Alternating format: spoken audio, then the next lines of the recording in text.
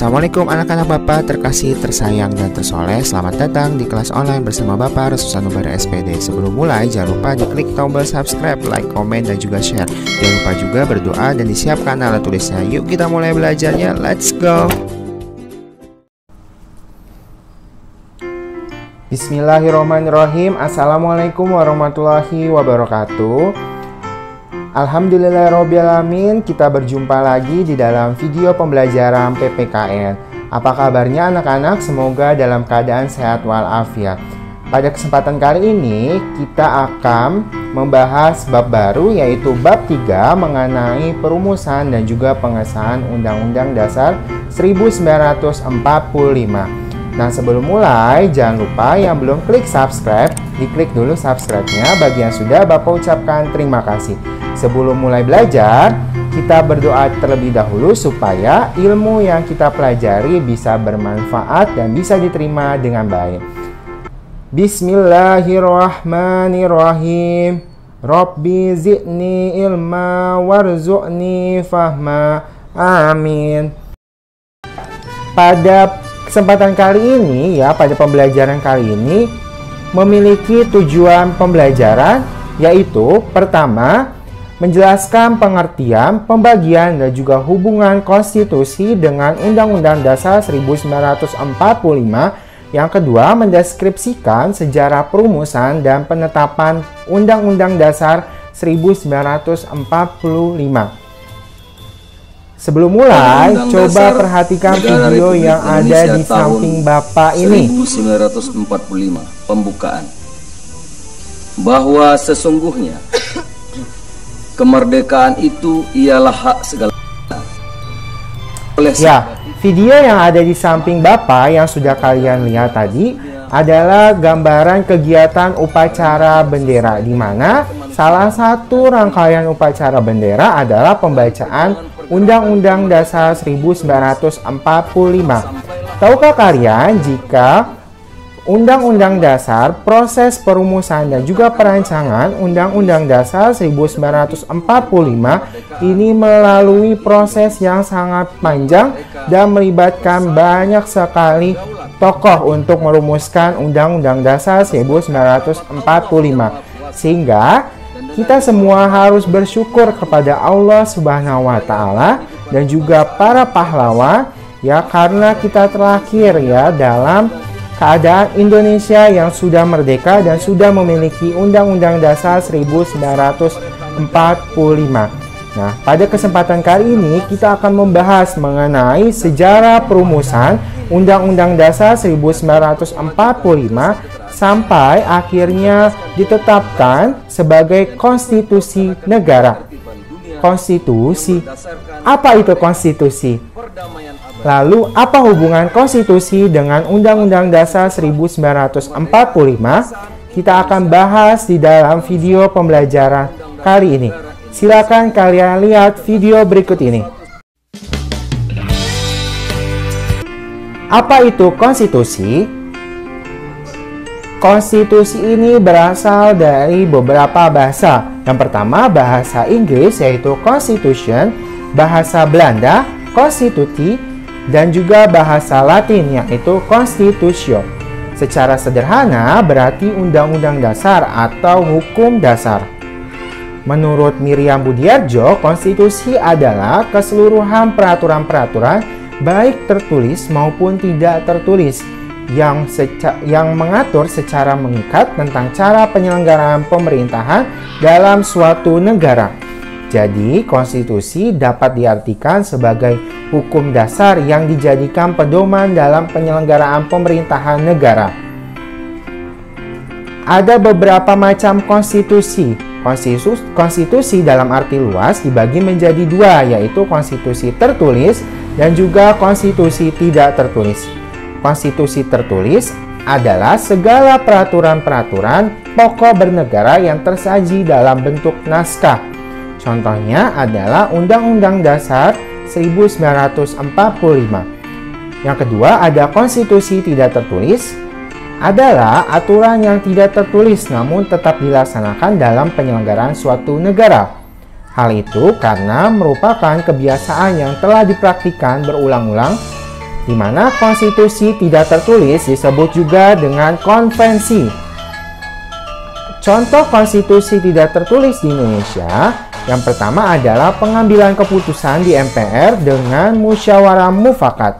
Yang kedua, yaitu pidato presiden setiap tanggal 16 Agustus di depan sidang paripurna.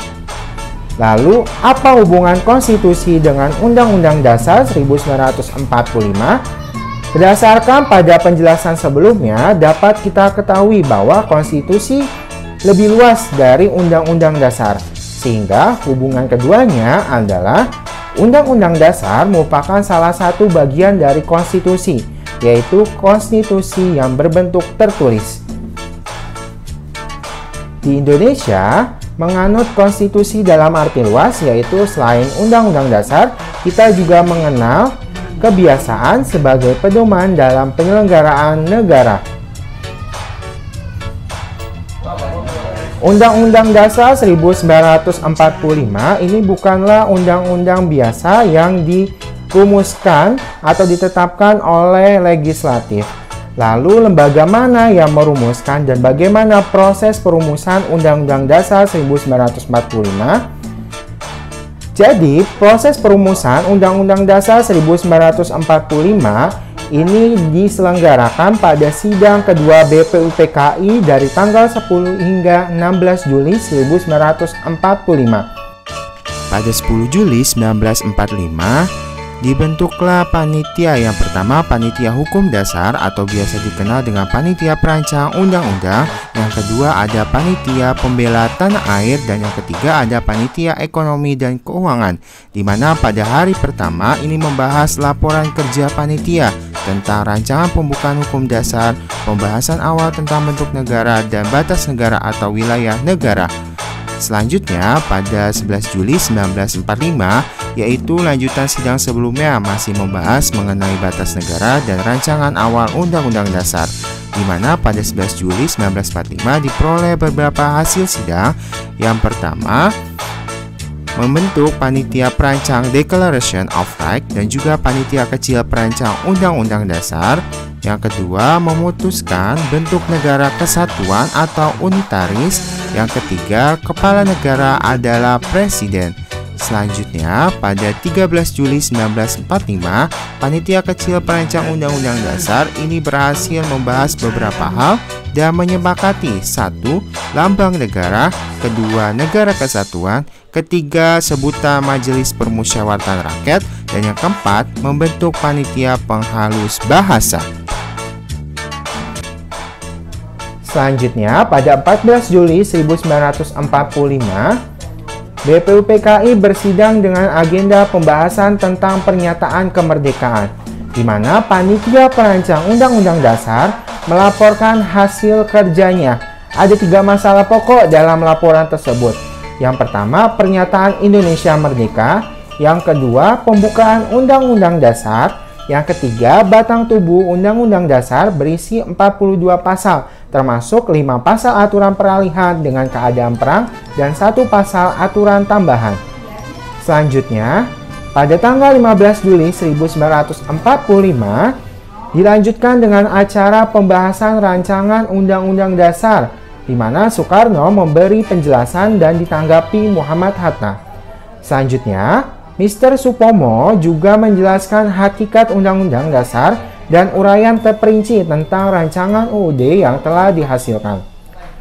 Terakhir, pada 16 Juli 1945, akhirnya naskah Undang-Undang Dasar diterima dengan suara bulat dan diterima pula usul-usul dari Panitia Ekonomi dan Keuangan dan Panitia Pembela Tanah Air. Yang seperti kita ketahui bahwa di dalam proses perumusan Undang-Undang Dasar ini terdapat beberapa panitia.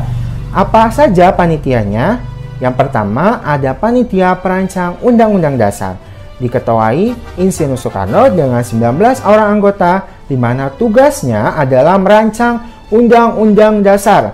Selanjutnya, Panitia Kecil Perancang Undang-Undang Dasar. Diketuai Mr. Supomo dengan 7 orang anggota, di mana panitia ini secara khusus bertugas merancang isi Undang-Undang Dasar yang meliputi pasal-pasal. Yang ketiga, panitia penghalus bahasa, di mana anggotanya adalah Hussein Jajadiningrat, Agus Salim, dan Mr. Supomo. Tugasnya menyempurnakan bahasa dan susunan kalimat dalam rancangan Undang-Undang Dasar. Selanjutnya ada panitia pembelaan tanah air, diketuai oleh Raden Abikusno Cokro Sojoso dengan 20 orang anggota, di mana panitia ini bertugas merumuskan pasal-pasal UUD yang berhubungan dengan pembelaan tanah air, misalnya pembelaan negara dan pembelaan pertahanan dan keamanan negara. Yang terakhir yaitu panitia ekonomi keuangan, di mana Dr. Andes Muhammad Hatta menjadi ketua panitia ini. Anggotanya sebanyak 22 orang anggota. Tugasnya adalah merumuskan ketentuan pasal-pasal tentang dasar-dasar perekonomian dan keuangan Indonesia. Lalu apa hubungan antar panitia pada perumusan undang-undang yang tadi kita ketahui? Yang pertama, hubungan antara panitia perancang undang-undang dengan panitia kecil perancang undang-undang dasar, di mana untuk merancang isi Undang-Undang Dasar, panitia perancang Undang-Undang Dasar ini membentuk panitia kecil perancang UUD, sehingga dapat dijelaskan bahwa panitia kecil ini merupakan bagian dari panitia perancang Undang-Undang Dasar untuk melaksanakan tugas khusus, yaitu mempersiapkan pasal-pasal sebagai isi dari Undang-Undang Dasar. Terus hubungan panitia yang lain, yaitu hubungan panitia kecil perancang Undang-Undang Dasar dengan panitia penghalus bahasa. Ya, di mana rancangan Undang-Undang Dasar yang dirumuskan oleh panitia kecil perancang UUD selanjutnya diserahkan kepada panitia penghalus bahasa. Nah, sehingga hubungan kedua panitia tersebut adalah panitia penghalus bahasa menyempurnakan hasil kerja panitia kecil perancang Undang-Undang Dasar dari sisi atau segi bahasa atau susunan kalimatnya. Ada beberapa kesimpulan yang telah kita pelajari tadi. Yang pertama, konstitusi adalah segala peraturan yang mengatur penyelenggaraan suatu negara. Yang kedua, konstitusi terdiri dari dua, yaitu konstitusi tertulis dan tidak tertulis. Konstitusi tertulis yaitu Undang-Undang Dasar contohnya, sedangkan tidak tertulis atau kebiasaan ya, itu merupakan contoh dari konstitusi tidak tertulis. Yang ketiga yaitu proses perumusan UUD ini diselenggarakan dari tanggal 10 sampai 16 Juli 1945 pada sidang kedua BPPKI, yang mana rancangan naskah diterima oleh seluruh anggota sidang dengan suara bulat pada tanggal 16 Juli 1945. Yang keempat, panitia-panitia dibentuk selama perumusan UUD 1945 ini memiliki tugas yang beda-beda tetapi saling berkaitan untuk menghasilkan rancangan rumusan Undang-Undang Dasar. Itu dia pembahasan mengenai proses perumusan Undang-Undang Dasar Negara Republik Indonesia 1945 ya. Selanjutnya kita akan membahas mengenai proses penetapan UUD 1945 sebagai konstitusi negara pada video selanjutnya. Untuk video kali ini Bapak cukupkan.